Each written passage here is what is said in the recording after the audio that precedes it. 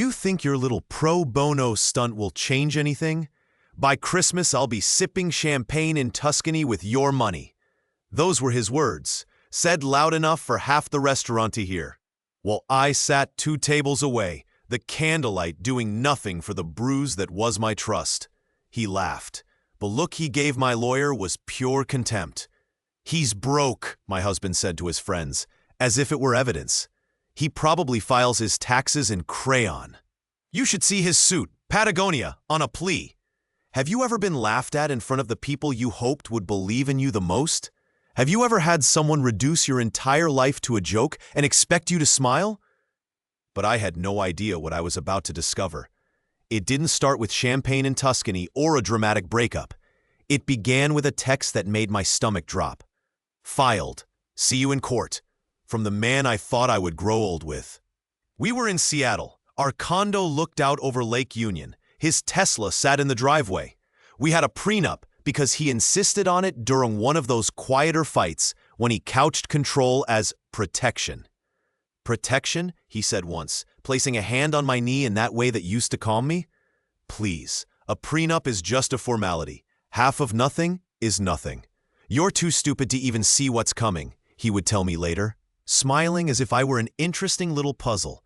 That's when the gaslighting started. Small things, then bigger. He forgot our plans. He accused me of oversharing to friends.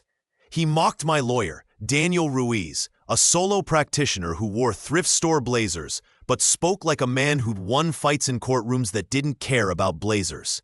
He's doing this pro bono? My husband sneered the first time we met in the courthouse lobby. What, is he doing charity now? I'm sorry, do I look like a charity case? Daniel didn't flinch. He tilted his head, studied my husband the way a surgeon studies a tumor. I don't do charity, he said softly. I do justice. But he's broke, my husband said to the judge, loud enough. This is a joke. But then, what happened next made me stop listening and start paying attention. 2 micro cliffhangers later. But I had no idea what I was about to discover. And little did I know the one I was calling broke had already been 3 moves ahead of me. The story kicked into motion. It turned out that laughter makes people reckless. My husband started making careless comments to the wrong people. He bragged about moving assets, about protecting his share from the prenup. He told his brother at a bachelor party that everything's already in my mom's trust, untraceable. She'll die and it'll be mine. He sent voice notes to a friend. Watch this. She won't even know what's missing. Friends came to me, awkwardly, like people carrying bad news in the shape of casseroles. Dude, she's literally counting your money before the divorce is even filed. One friend said to another in a text I somehow saw. That text led me to an invoice from a shipping company showing a container leaving our house that very morning, worth over $12,000 in jewelry, apparently being appraised. I hired a private investigator, partly because I've been watching too many documentaries, partly because I needed to stop hallucinating. He pulled GPS ping data from my husband's phone for 2 weeks. He got access to our Ring doorbell footage. He found the invoice for the safe being trucked out of the house at 2:17 a.m. I felt every cliché: betrayal, humiliation, the feeling that my world had tilted sideways. That's when Daniel said, in a voice that was almost casual, "You won't believe what I found next. You won't believe what I found next," he repeated, like a magician revealing the rabbit. He handed me a folder. Inside there were prints of bank statements I had never seen. Transfers to shell corporations I'd never heard of, and bigger than anything else, copies of emails between my husband and corporate counsel that used the exact legal language to move marital assets into supposedly separate property. It read like someone trying to rewrite a marriage with commas and signatures. It looked illegitimate. 2 years of lies, Daniel said. 47 deleted messages I was able to pull from a cloud backup. A paper trail you can't just erase. 47 deleted messages. The number was a slap. One of them said, "He'll never suspect a thing. We'll call it a gift from my mother." Another, "Prenup is a joke. We're making sure nothing shows up in our accounts." What he was doing was old as time. Hiding money, hiding jewelry, hiding art, telling you to trust while he packed your trust into a truck. But he was good at it, too good. And yet, he was sloppy in the ways that arrogant people are sloppy. They assume cleverness absolves them from caution. They brag to friends. They forget to change a password. Daniel leaned in. "I didn't take this case because it's cute," he said. "I took it because of him." "Because of him?" I echoed. "Yes," Daniel said. "I know him. I know exactly how he thinks." That was the first time he told me why he was pro bono. He told the story in pieces, like a confession given at 3 a.m. over bad coffee. "I used to work for Meridian Capital," he said. "Small firm. We did contracting. We designed software that his company licensed. They promised investment. They promised equity. And then they rewrote the contract and locked me out. My partner took the settlement. My family lost our home. I lost everything this man built his life on. I buried a business I loved."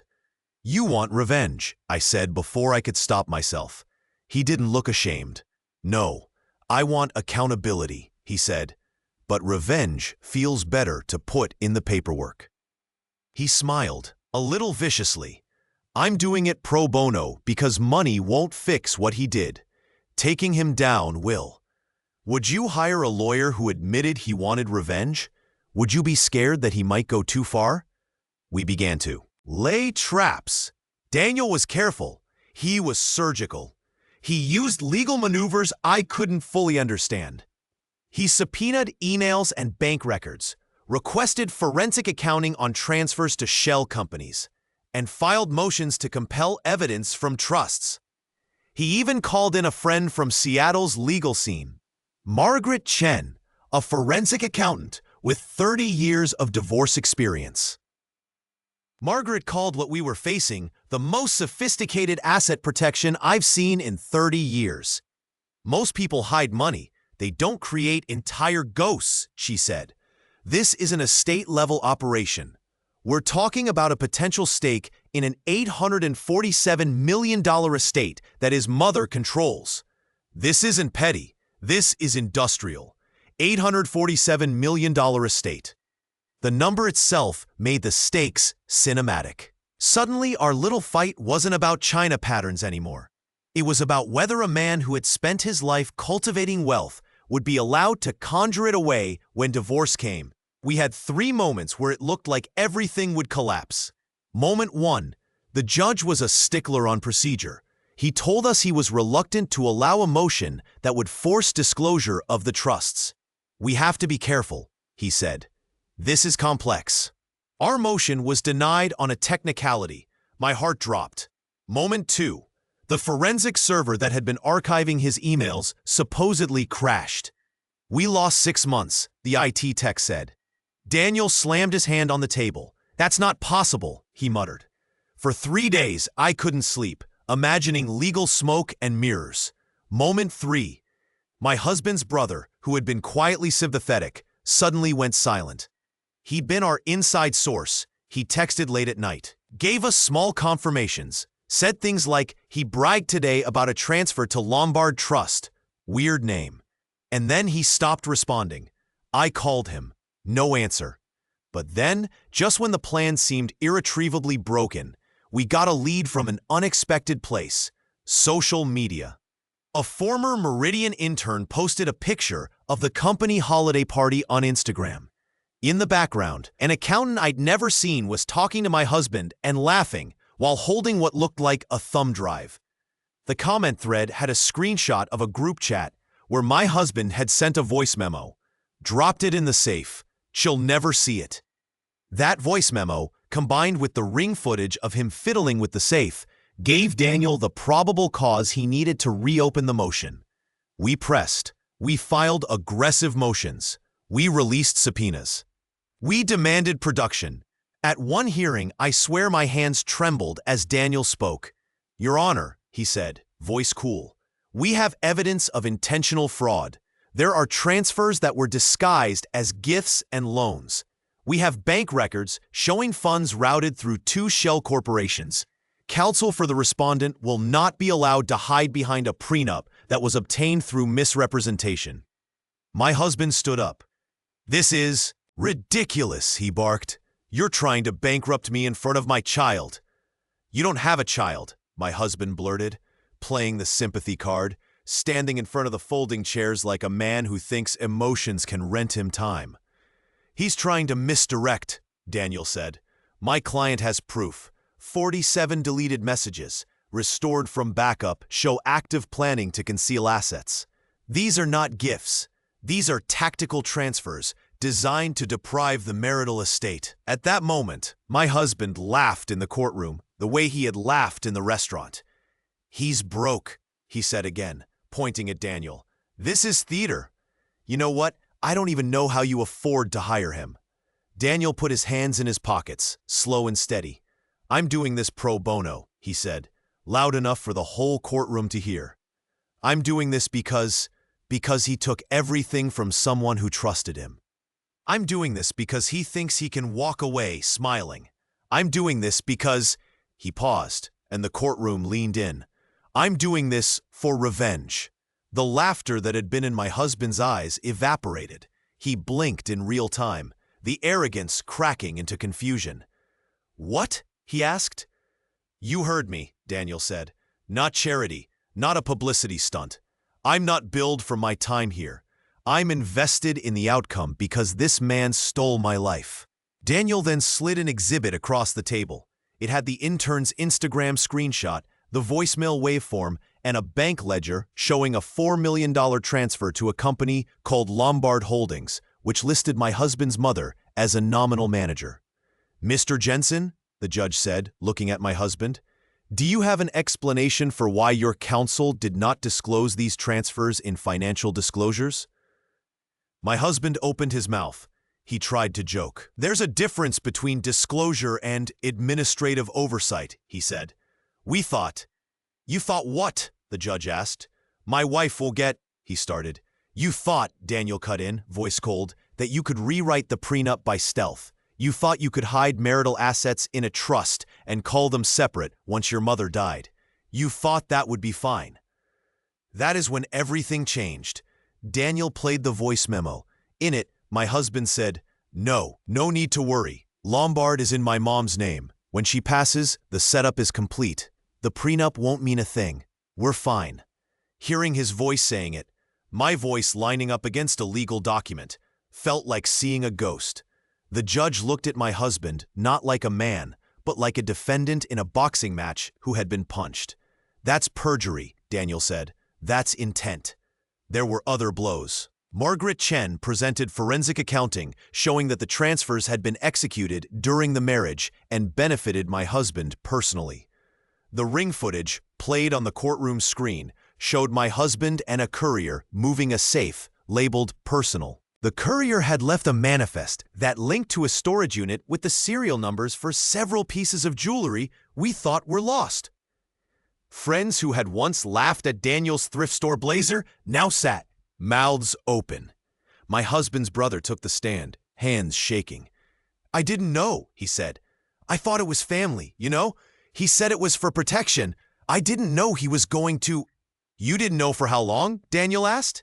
2 years, the brother whispered. I didn't want to say anything. I thought, 2 years of lies. The judge wrote the number down. What I felt in that moment was as close to vindication as I had ever known. But going a man publicly is different from dismantling his financial scaffolding. We still had to prove it legally. We did. We proved it piece by piece. There was the forensic email trail. There were the bank transfers. There were the 47 deleted messages. There was even a ring clip where my husband, speaking to a friend, said, "By the time she wakes up, half the good stuff will be gone. She won't even know where to look." When the final exhibit was presented, my husband tried to stand tall and command the room the way he always did. He said, "This is a smear," and the words had the hollow ring of a deflated ego. "According to these disclosures," the judge said slowly, flipping a page, "your current net worth is 0. That line landed like a verdict. In the silence, I could hear the hum of the courthouse vent and the weight of a life shifting. He had engineered a system meant to make him untouchable. Daniel engineered a way to touch it and to expose every seam. The judge ordered immediate reversals of a number of transfers and set a hearing for punitive damages and criminal referral for fraud. My husband was humiliated, and not quietly, publicly. The news picked it up. Emails streamed in from people who had been quietly wronged by him. A reporter asked Daniel on the courthouse steps, "Are you doing this pro bono?" Daniel smiled, tired but satisfied. "I told you," he said. "I'm doing it pro bono for a reason. For some things, you can't put a price on a reckoning." Would I have wanted more? Maybe. There's a small part of me that wanted to rub his face in it, but watching a person who had spent his life cultivating confidence shrink under the weight of his own deception felt like closure. People celebrated. Some said we were cruel. Others said justice had been served. Some people think I went too far. What do you think? The aftermath was messy and real. The trust had to be audited. There were months of hearings. There were settlement negotiations where the mediator kept reminding us that litigation is expensive, as if the price of truth should be counted in invoice hours. My husband moved out, packing his arrogance like a duffel bag. He tried to be friends with people we shared, an act that felt obscene. He got a job at a mid-level consultancy that paid in stock options, not champagne. People were cruel in small ways. There were articles, there were memes. He called me once. "You ruined me," he said. "You used a vindictive man to—" "I used the law," I said. "And please don't pretend you were above the law." He didn't answer. He had, in trying to protect himself from me, exposed the very things that needed protecting. He had mocked a broke lawyer who was not broke at all. He was prepared, he was driven, and he was dangerous in the way that means-making men become dangerous when they're wronged. 6 months later, I ran into Daniel at a coffee shop in Bellevue. He was wearing the same thrift blazer, a new tie that somehow fit better, and he was laughing. "How's she doing?" he asked about me. "Better," I said. "I sold the Tesla, bought a small house up in Issaquah. It feels like mine now." "You did the right thing," he said. "Some people think revenge is petty. I think it's precise. Would you let a man who mocked your support system get away with it? Would you forgive someone who'd planned your financial erasure? We didn't press criminal charges beyond referral. The state took an interest in the fraud, and that was enough to keep him on edge. The final settlement was public record, a mediation that returned a fair portion of what had been hidden and a bit more for punitive reasons. The $847 million estate, it stayed intact in many ways. The mother had the right to her wealth, but the plan to siphon off marital assets into a future inheritance was denied. That's the legal truth. You can't prenup your way out of active deceit. Looking back, I'm not proud of every decision I made. I was angry, I was crude sometimes. I hired an investigator partly because I wanted to make him squirm. I shared things with friends that probably should have stayed private. But I'm also not ashamed that I fought back. Anyone who's been through divorce knows the terrible arithmetic of trust and money. Anyone who's been betrayed knows that numbers can be a weapon as cruel as words. Tell me I'm not crazy for what I did next. I asked people online at the time. Some called me vindictive, others supportive. Tell me now, was I wrong to work with a lawyer who admitted he wanted revenge?